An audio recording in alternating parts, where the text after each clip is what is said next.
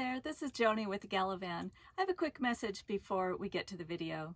If you're a woman in southern Arizona this winter who designed or built your own van and would be willing to have me video it to help other women get on the road, please fill out the form linked in the description below. And if you celebrate any holidays this time of year, I send warm wishes for a wonderful celebration. This will be my last video of the year. I'll see you in January.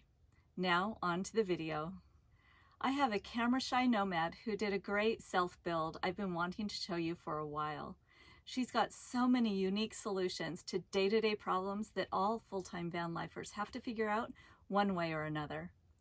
We found a compromise so that I could share these great ideas with you without her having to be on camera. I think you'll get a lot out of this one. From planning to full build, here we go.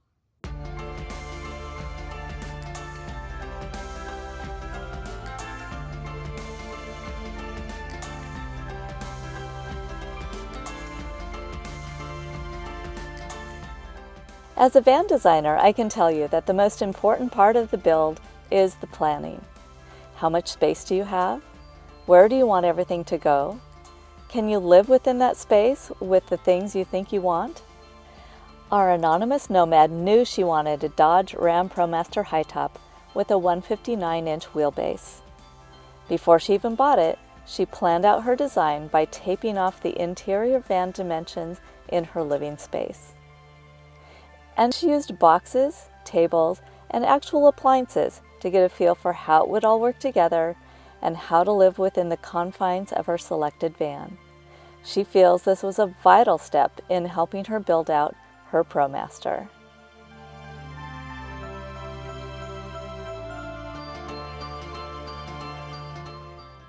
She started her build with sound deadening and then insulation.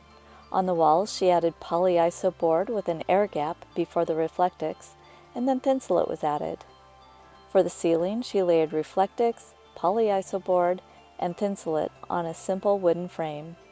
In this picture, you can see the ceiling insulation on the floor, ready to be installed.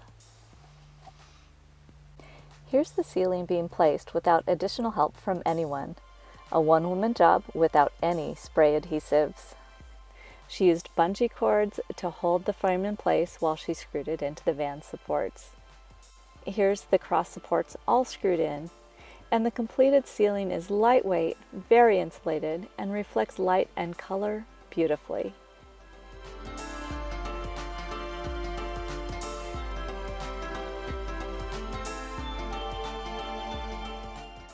She has a fault-tolerant dual electrical system that includes a Goal Zero Yeti 1400, which she used exclusively with ground-deploy solar panels for her first year or so. Once she had a full understanding of her electrical needs, she was able to expand her system to include 300 amp hours of lithium with an inverter, along with 305 watts of solar on the roof.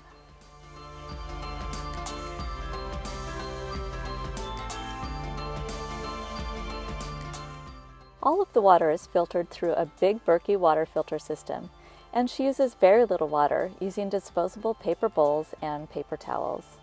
There are no large tanks or even jerry cans, just 1-gallon jugs that are easy to replace when needed and easy to fill anywhere. Dirty utensils are collected in one cup while awaiting a dunk in boiling water in the Instant Pot, and clean utensils are stored in the other. And for additional sanitation and hand washing, there's hydrogen peroxide spray.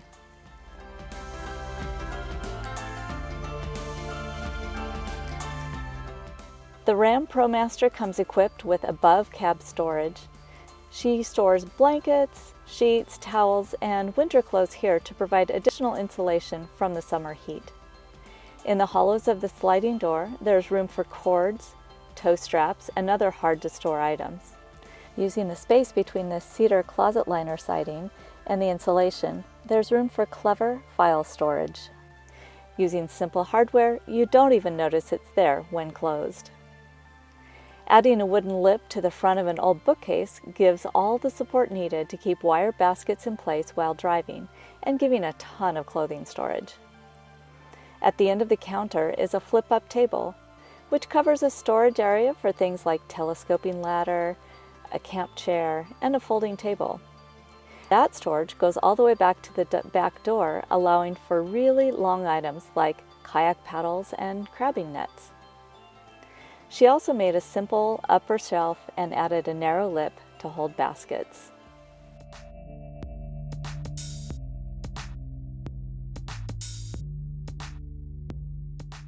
Magnets are one of the best ways to secure things in a van, and she used them everywhere, including to hold her paper towel holder in place. Magnetic clips are a great way to secure an inexpensive fan on the microwave. And one of my favorite tips here is to use your cutting board as a divider between your platform bed and your counter.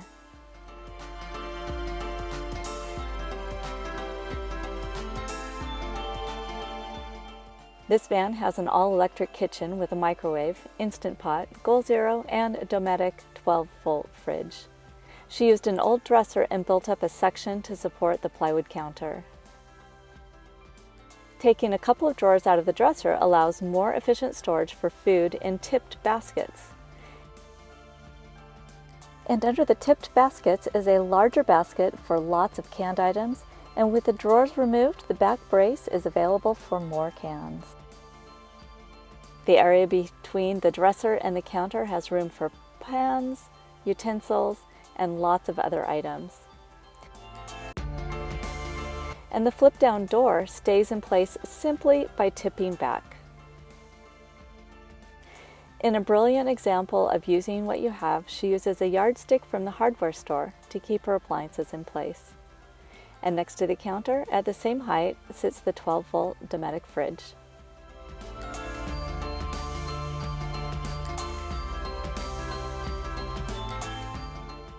To create quick privacy, a colorful blanket rolls down from the above cab storage, and it rolls up and tucks behind a bungee cord above the cab. This next detail I want to spend a little time on because I have never run into anyone doing a bucket system quite like this, and I think it's so smart.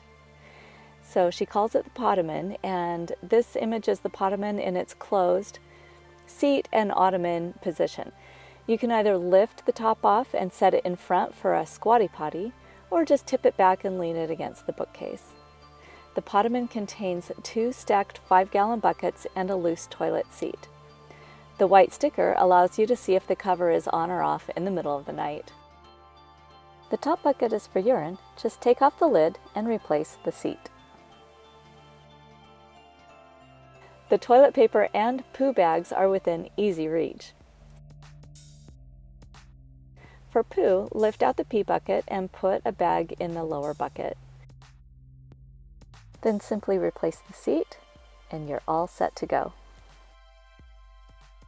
When you're done, fold the bag to one side so it's ready for the next use. Replacing the pee bucket seals off the poo bag. Isn't that brilliant?